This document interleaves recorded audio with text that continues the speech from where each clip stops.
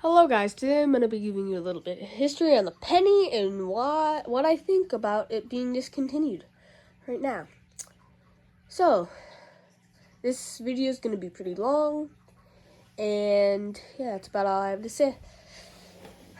So, in the beginning, the original pennies in 1787. Now, the time when they actually started was a little bit tricky because some people declare like that first ones they truly minted were the ones, but I think it starts here at 1788 with the fugitive cent.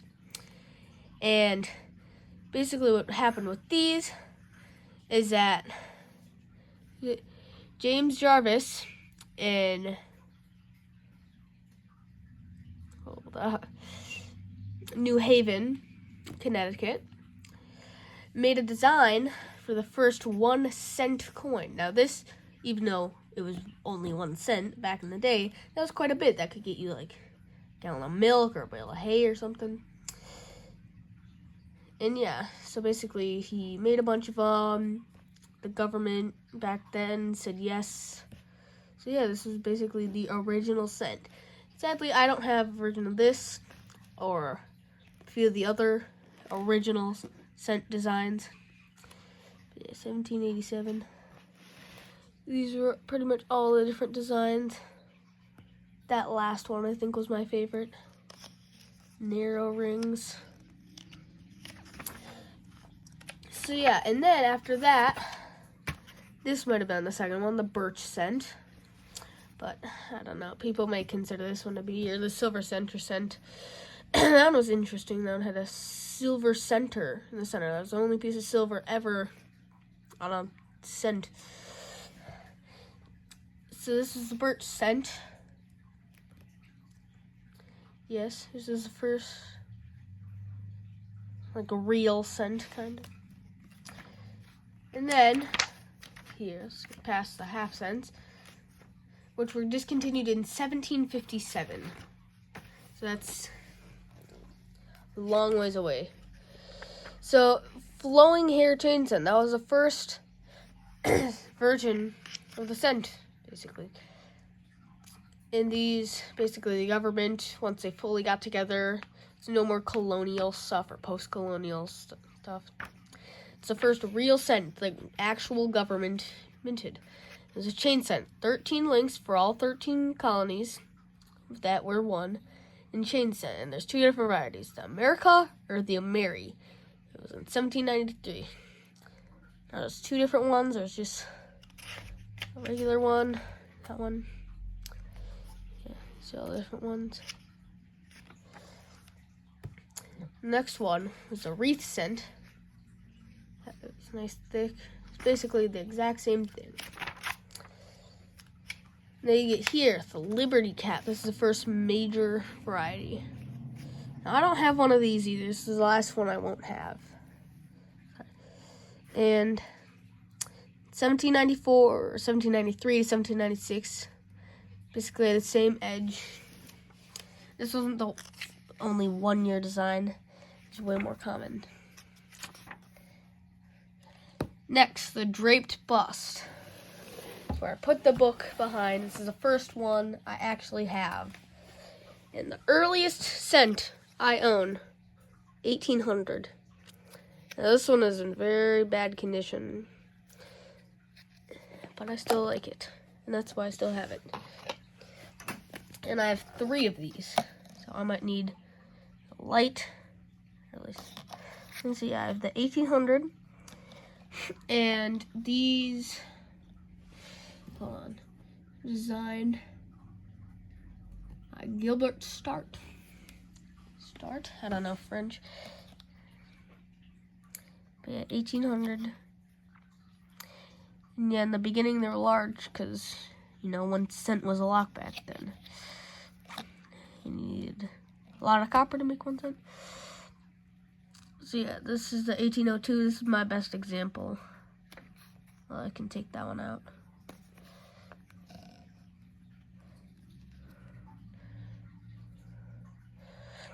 $1802. Yeah, this is the best straight bus I have. But you can see just they're minting these fast too. It was just a regular Lady Liberty.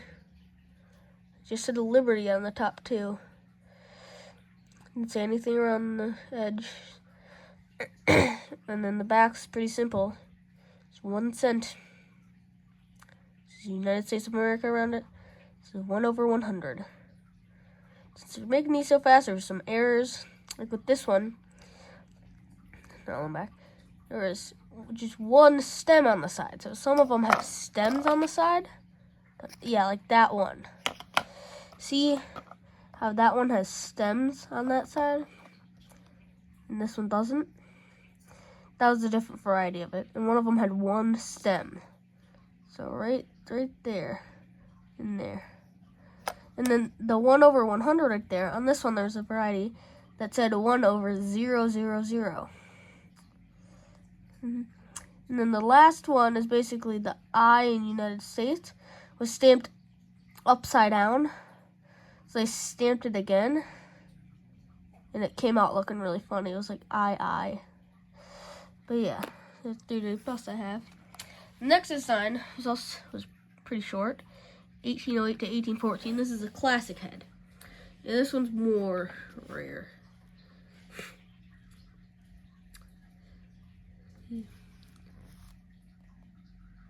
This is a cornet head.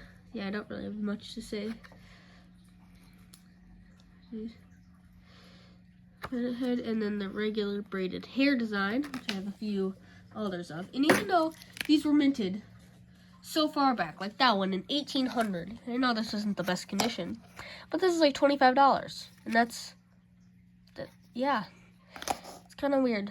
And even this one, graded everything, VG8, small date, small fractions, only around $125, which is insane. So yeah, and I have a couple other these you could probably find at a few dollars at a coin shop. 1838. They're all fairly common. And then the copper, like in 1857 when they switched, was like it was so much, kind of like nowadays, when it was big that they had to switch it to smaller designs.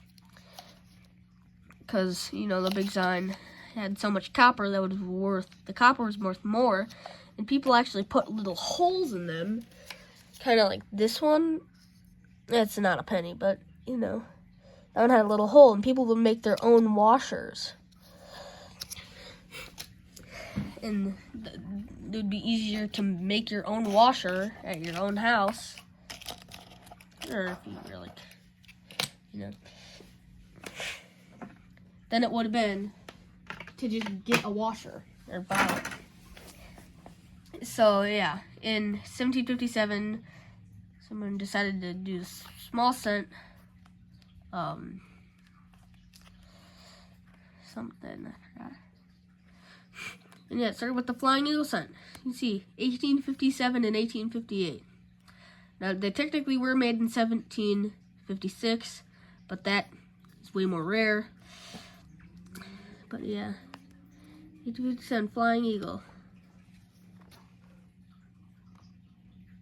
Pretty generic. And then 1859, the Indian head cents. You've probably had a couple of these. But yeah, this is a regular laurel wreath, which, if you go to the back, the wreath on the back, see how it's like laurel instead of the oak wreath on these ones? So this was a regular copper nickel. So basically, these were really thick when they first made them, and they were copper nickel. And these were actually even more expensive to make than the other large cents. So they had to cut back and just use the regular copper oak wreath, like that one. And even though this is from 1906, shining AU, almost uncirculated condition, it's only worth a few dollars. And then 1909, Victor David Brenner, that's what VDB stands for, designed the Lincoln cent. And these are way more common. Like, just look. Oh. So those were so common Billions of them were made. And these are just the wheat cents on the back. And I have a full bucket of them. This weighs about 30 pounds. Like there's... Yeah. They're so common. That's kind of what we have today, 1909 VDB is... You can see the VDB on the back. Right there, VDB. Right on the back there. And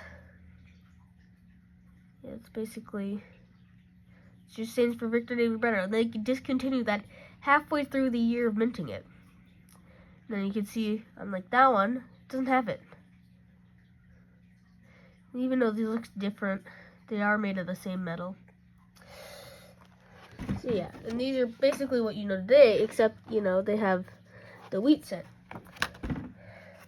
But, they were going through minting all the cents. Minting all the cents. But then World War II happened. And people were trying to reuse all the copper for the war. And they made this, the steel cent. And this one, if you have a little magnet, hold on. If you have...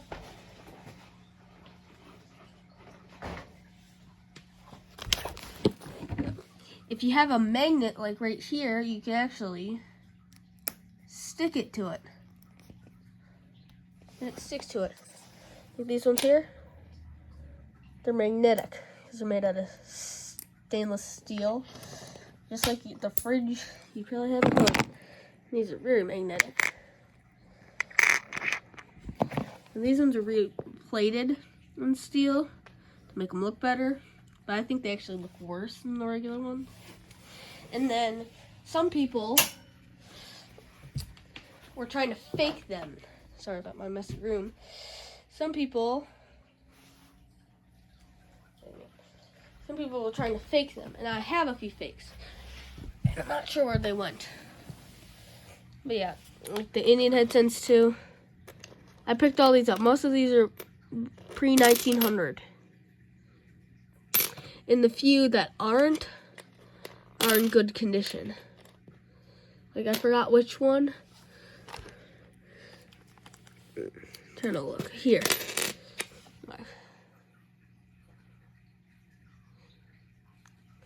It's $3 for all of them. And then look at this. All 1958s. There's 45. And they're all $5. All of them. All of them together. $5. So yeah, and then after that, stumbled on just a regular memorial Lincoln cent. There's a Lincoln Memorial on the back. Zoom in a whole bunch. See a little Lincoln there. So yeah.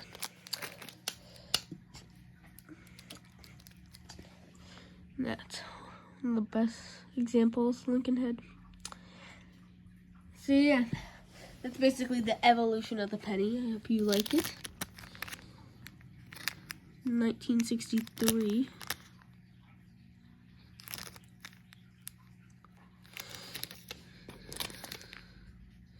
$1989. And then here in 2010, I went back to the shield cent. And this one too, another 2010, the shield cent. Now, it's just a regular one too. This one's a regular copper one. So in 1982, they switched over to just zinc on the inside and copper coated.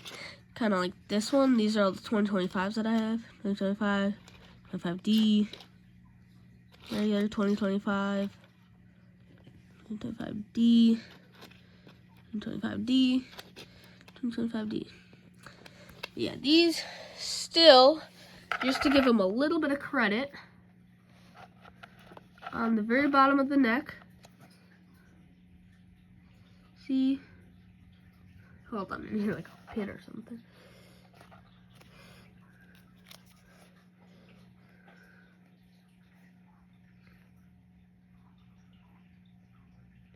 right there. It says VDB. So still, to give Victor David Brenner a little bit of credit, they put VDB there. It's interesting. So yeah, my thoughts on canceling the penny. Now, I don't really think it's going to be that much of a deal, except for, you know, rounding up to the nickel or something. Some places are getting kind of greedy with that. And,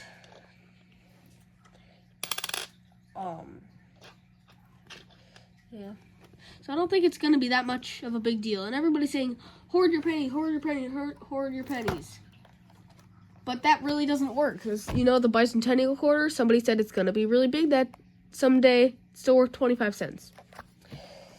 And the 2009 penny, this is even bigger thing. Bought a full roll and a little bit of them. All that, full roll, just of them. 2009, it's the exact same value as, it's the exact same value as a regular penny. Each one of them cost me 1 cent. That's it. And if you look at Canada, who discontinued their pennies, these are still worth the same thing. And I don't know, everybody's hoarding them now. And this has happened with a few other denominations, like the half cents. And nobody really cared to hoard them, but still, I don't think it's going to be worth much one day. I mean, sure, the last 5 pennies ever minted, they're like what? They're going to be bid at auction and estimated to be like $5 million. But those were the last 5 ever. Especially that last one. And honestly, I just like the older design more. They have more historical value. But yeah, I don't know. I just don't think it's going to be worth that much someday. Sure, I'm sure the 2025s in, you know, 10 and 20 years will be worth, you know, 4 or 5 cents. But some of these are like 1910, 1920. They're still worth the same amount. And I mean, yeah, and, you know, 100 years are going to be worth more. It's just the metal value alone. But that's, I don't know. That's in 100 years, and I don't think I'm going to live, you know, 100 other years. I mean, it could be, but, you know, I'm not going to hoard them for 100 years, too. And then, you know, grade them and stuff, if that still exists. But yeah, I just don't think hoarding pennies will do any good. I have a whole bucket here. What, 3 cents each? You just take any random one. Here. 1942. Yeah, every single one. So yeah, I do not think pennies can be worth more than they already are. For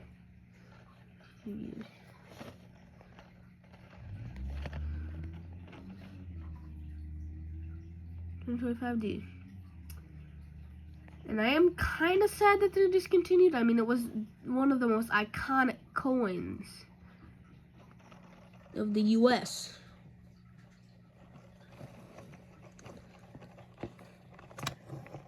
But, you know, we have to live with it.